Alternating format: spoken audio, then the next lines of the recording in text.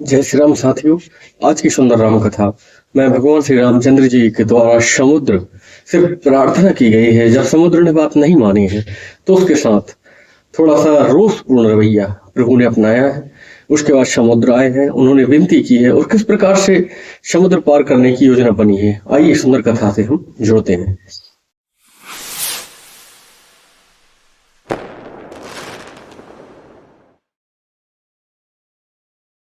सहज सूर कपि भालु शवै, पुनि सिर पर प्रभु राम। रावण काले कोटि कहूँ, जीति सके संग्राम। सब बानर भालू सहज ही शूरवीर हैं और उनके सिर पर सर्वेश्वर श्री रामचंद्र जी का हाथ है। इस कारण से कालों को भी जीत सकते हैं, इतने शक्तिशाली हैं। राम तेज बल बुद्धि विपुलाई, शेष सहित सत सकई नगाई। सक सर एक सौ सिसत सागर, तब भ्रातै पूछे नहीं नागर। श्री रामचंद्र जी तेज, सामर्थ, बल और बुद्धि की अधिकता होते हुए भी लाखों शेष भी जिनको गा नहीं सकते हैं, वे एक ही बाण में सैकड़ों समुद्रों को सुखा सकते हैं। लेकिन प्रभु श्री रामचंद्र जी की नीति निपुणता देखिए कि उन्होंने आपके भाई से पूछा है कि समुद्र को कैसे पार किया जाए। तासु बचन सुनि सागर पाही, मांगते पंथ कृपा मन माही। सुनते बचन बहसा दस सीसा, जो असिमति सहाय कृत कीशा। उनके आपके भाई के वचन सुनकर श्री रामचंद्र जी समुद्र से राह मांग रहे हैं, वो प्रार्थना कर रहे हैं। उनके मन में कृपा भरी हुई है, इसलिए वे उसे सोखते नहीं है, वरना एक बाण से उस समुद्र को सोख सकते हैं। दूत के वचन सुनते ही रावण खूब हंसा और हंसकर बोला, जब ऐसी बुद्धि है तभी तो उन्होंने बानरों का संग किया है। सहज भी रुकर बचन दृढ़ाई, सागर सन ठानी मचलाई। मूड मरसा का करसी बढ़ाई, रिपुवल बुद्धि था मैं पाई।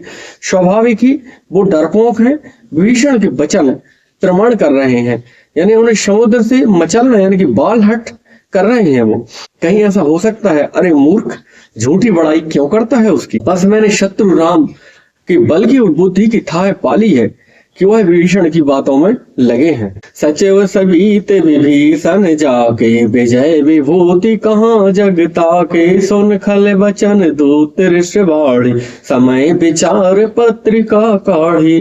जिसके विभीषण जैसे डरपोक मंत्री हो, उसी जगत में विजय और विभूति यानी कि ऐश्वर्य कहाँ मिलने वाला है। दुष्ट रावण के वचन सुनकर दूत क्रोध में तिलमिला उठे और उन्होंने उसे उचित मौका समझकर जो पाती लक्ष्मण जी ने दी थी वह थमा दी है। रामानुज दीनी यह पाती, नाथ बचाए जुड़ा बहु छाती।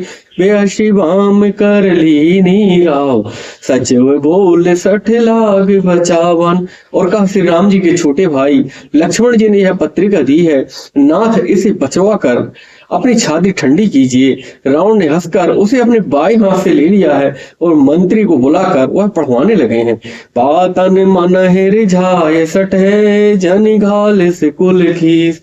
राम विरोध न बिरसी, शरण विष्णु अज ईश। पत्रिका में लिखा था, अरे मूर्ख, केवल अपनी ही बातों में अपने मन को रिझाने से कोई फायदा न होगा, तुम्हारा कुल नष्ट भ्रष्ट हो जाएगा।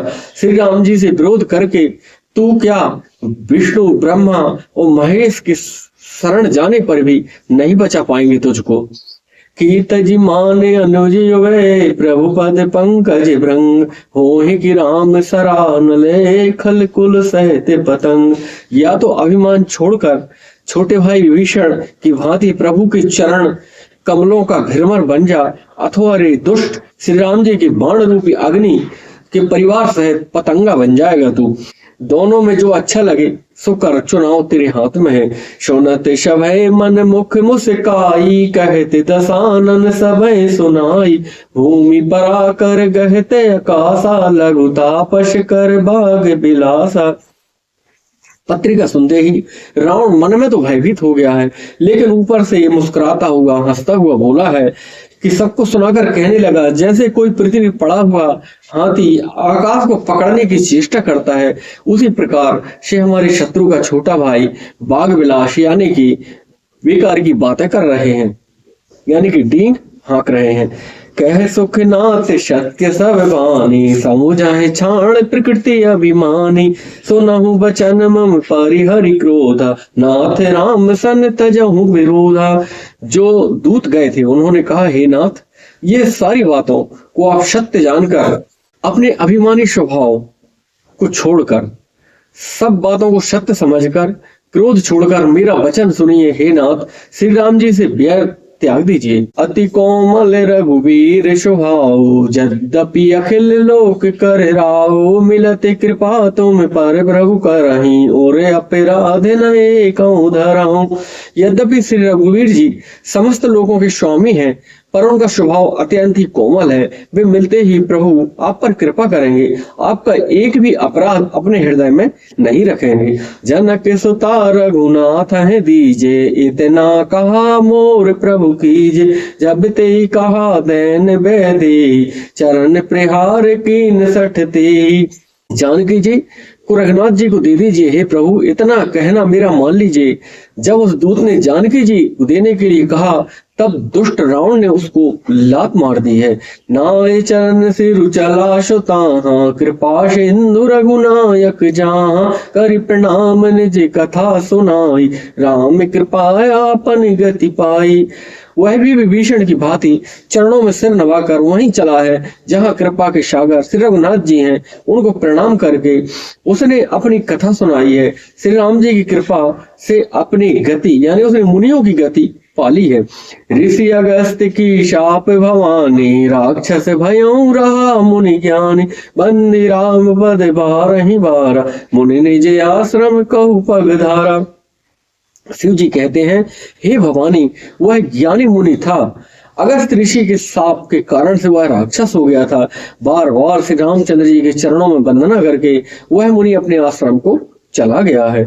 विनय न मानत जलधि जले, गए 3 दिन बीत। बोले राम सकोप तबे, भय बिन होए न प्रीत। इधर 3 दिन बीत गए थे, प्रभु विनय कर रहे हैं, लेकिन समुद्र मान नहीं रहा है। तब भगवान श्री रामचंद्र जी को थोड़ा क्रोध आया है। क्रोध सहित बोले हैं कि सच ही कहा गया है, भय के बगैर प्रीति नहीं होती है। लक्ष्मण बाण शराशन आनु, शो शो बारिद बिसख कृतानु। सट सन विनय कुटिल सन प्रीति, सहज कृपन सन सुंदर नीति। हे लक्ष्मण, धनुष बाण लेकर आओ, मैं अग्नि बाण से समुद्र को शोक डालूंगा। मूर्ख से विनय करना, ऐसा कहा गया है। यदि कोई मूर्ख से विनय करे तो सफलता नहीं मिलती है। कुटिल के साथ प्रीति नहीं करना चाहिए। कोई व्यक्ति यदि कुटिल है तो उसके साथ आपको प्रीति नहीं करना चाहिए। और जो व्यक्ति स्वाभाविक ही कंजूस है, उसे सुंदर नीति यानी कि दान का उपदेश करना बहुत ही कठिन है, क्योंकि वह कभी भी स्वीकार नहीं कर सकता है।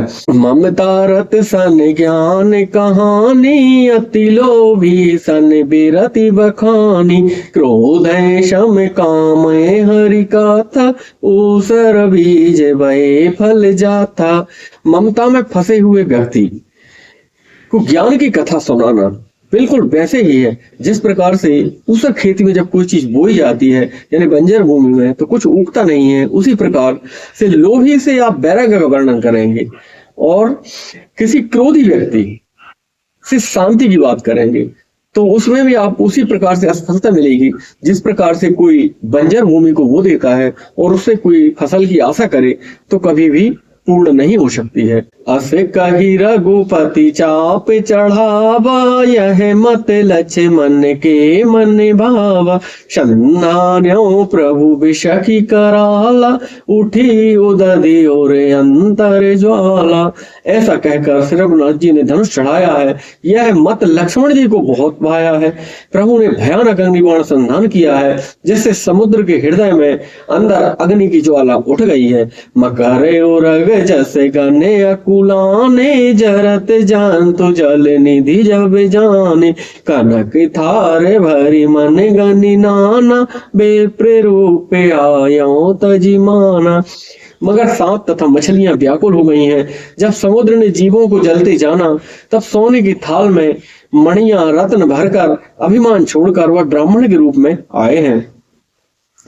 काट पे कदरी फरे कोटि जतन कोसी, विनय न मान खगेश सुने टाटे पे नौ नीच। काकभूषण जी कहते हैं, हे गरुण जी सुनिए, जो चाहे करोड़ों उपाय करके भी सींचे और केला तो काटने पर ही फलता है। नीच विनय से कभी नहीं मानते हैं, उनको तो डांटना ही पड़ता है, उनको झुकाना तभी रास्ते पर वो आते हैं, डांट पड़ती है जब। शबह सिंधु गाई पद प्रभु के रे, क्षमहु नाथ सब अवगुण मेरे, गगन समीर अनल जल धरनी, इनके नाथ सहज जड़ करनी। समुद्र ने भयभीत होकर प्रभु के चरण पकड़ लिए हैं और हे नाथ मेरे सब अवगुण दोष आप क्षमा कीजिए। हे नाथ आकाश वायु अग्नि जल तथा पृथ्वी इन सब की करनी स्वाभाविक ही जड़ है। तब प्रेरित माया उपजाय, सृष्टि हेतु सब ग्रंथ निगाय, प्रभु आयस जे कह से आए, सोते ही भांति रहे सुख लयाई।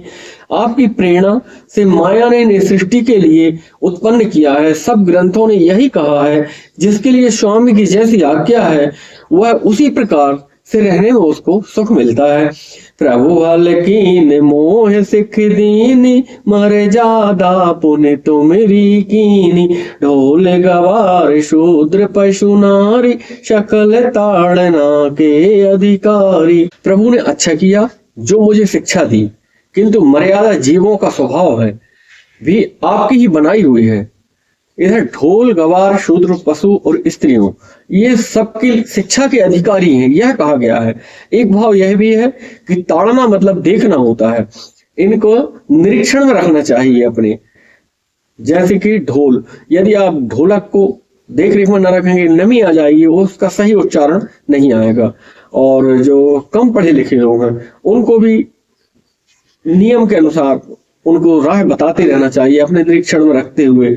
इसी प्रकार से जो बिना पढ़े लिखे लोग जिनको शूद्र कहा है, ब्राह्मण शूद्र क्षत्रिय की परिभाषा मैंने पिछले अंकों में बताई है, उसको आप देख लें। उसके हिसाब से जो ज्यादा जानकार लोग नहीं है उनको शूद्र श्रेणी में रखा गया है, तो उनको भी मार्गदर्शन की आवश्यकता होती है। इसी प्रकार से इधर ये कहा गया है, प्रभु प्रताप में जाव सुखाई, उतरई कटकु न मोरी बड़ाई, प्रभु आज्ञा अपेल श्रुति गाई, करहु सुज वेग तुम्हें सुहाई। प्रभु के प्रताप से मैं सूख जाऊंगा, सेना पार उतर जाएगी, मेरी बड़ाई नहीं है, मर्यादा नहीं रहेगी, तथापि प्रभु की आज्ञा अपेल है, यानी कि आपकी जो आज्ञा है उसका उल्लंघन मैं नहीं करूंगा। पर वेद ऐसा गाते हैं, अब आपको जो अच्छा लगे तुरंत मैं वही उपाय करूं। सुनते विनीत बचने अति, कह कृपाल मुस्काय, जेहि विधि उतरे कपि कटको, तात सुकाए उपाय। समुद्र के अत्यंत विनीत वचन सुनकर कृपालु श्री रामचंद्र जी मुस्कुरा कर बोले, हे तात जिस प्रकार से भी वानरों की सेना पार उतर जाए वह उपाय बोलो। नाथ नील कपि दो भाई, लड़काई ईर्ष्या से सिपाही, तिनके बरस गिए गिरि भारे, तरहाई जलधि प्रताप तुम्हारे। समुद्र ने कहा, हे नाथ नल और नील दो वानर हैं आपकी सेना में, दोनों भाई हैं, उन्होंने लड़कपन में ऋषि का आशीर्वाद पाया है कि जो भी चीज वो समुद्र में डालेंगे वह तैरने लगेगी। भारी भारी पहाड़ भी आपके प्रताप से वो समुद्र में तैर जाएंगे। मैं पुनि और हरि प्रभु प्रभुताई, करे हूँ भले अनुमान सहाय, यह विधि नाथ पयोधि बंधायो, यह सुजस लोक ते गायो। मैं भी प्रभुता आपकी प्रभुता का धारण करके आपके बल के अनुसार जहां तक मुझसे बन पड़ेगा मैं सहायता करूंगा। हे नाथ इस प्रकार समुद्र को बांधिए जिससे तीनों लोकों में आपका सुंदर यश फैल जाए। यही सर मम उत्तर तटवासी, हतहु नाथ खल नर अदरासी, सुनि कृपाल सागर मन पीरा, तुरतई हरि राम रणधीरा। इस बाण से मेरे उत्तर तट पर रहने वाले पापों की राशि दुष्ट मनुष्यों को वध कीजिए, कृपालु रणधीर श्री रामचंद्र जी के समुद्र में मन पीड़ा सुनकर उसे तुरंत हर लिया है। देखी राम बल पौरुष भारी, हर्ष पयो निधि भयो सुखारी। सकल चरित कहे प्रभु सुनावा, चरण बंदी पाथो सिधावा। इस बाण से मेरे उत्तर तट पर रहने वाले पाप राशि दुष्ट मनुष्यों का आप संहार कीजिए। और हे कृपालु रणधीर श्री रामचंद्र जी ने समुद्र के मन की जो पीड़ा है उसको समझा है और उसकी जो पीड़ा थी उसको हर लिया है। देखे राम बल पौरुष भारी, हरसि पयो निधि भयहु सुखारी। सकल चरित कहे प्रभु सुनावा, चरण बंदी पाथो सिधावा। श्री राम जी के भारी बल और पौरुष को देखकर समुद्र हर्षित हुआ है, सुखी हुआ है और उसने उन दुष्टों का सारा चरित्र प्रभु को सुनाया है, जिस प्रकार से वो चरित्र किया करते हैं। फिर चरणों की वंदना करके समुद्र देव अपने घर की ओर चले गए हैं। निज भवन गबन्यहु सिंधु सिरि रघुपतहि, यह मति भायहु यह चरित कलिमल हर जथा, मति दास तुलसी गायहु। सुख भवन संशय शवन धवन विषाद, रघुपति गुण गना तजि सकल आस भरोसे गावहि, सुनहि संतत सठ मना। समुद्र अपने घर को चला गया है। श्री रघुनाथ जी का यह मत, उसकी सलाह अच्छी लगी है। चरित्र जो है, जो सुनता है वह कलयुग के पापों को हरने वाला है। इस तुलसीदास जी ने अपनी बुद्धि के अनुसार गाया है। श्री रघुनाथ जी के गुण समूहों सुख के धाम, संदेह को नाश करने वाले हैं और विषाद का दमन करने वाले हैं। अरे मूर्ख मन, तुलसीदास जी कहते हैं, अरे मूर्ख मन, उनको छोड़कर क्यों जंजाल में लगा हुआ है, उनको त्याग कर इन्हें क्यों नहीं गाता है, सुनता है। सकल सुमंगल दायक रघुनायक गुणगान, सादर सुनहि तितरहि भवै, सिंधु बिना जल जान। श्री रघुनाथ जी के गुणगान बहुत ही सुंदर हैं और इनको जो भी गाएगा सुनेगा, इनका अपने जीवन में उपयोग करेगा इन बातों का, तो निश्चित ही वह इस भाव सागर यानी कि आवागमन से दूर हो जाएगा और वह बिना ही नाव के वह तर जाएगा। आज की सुंदर राम कथा यहीं तक। जय जय श्री राम।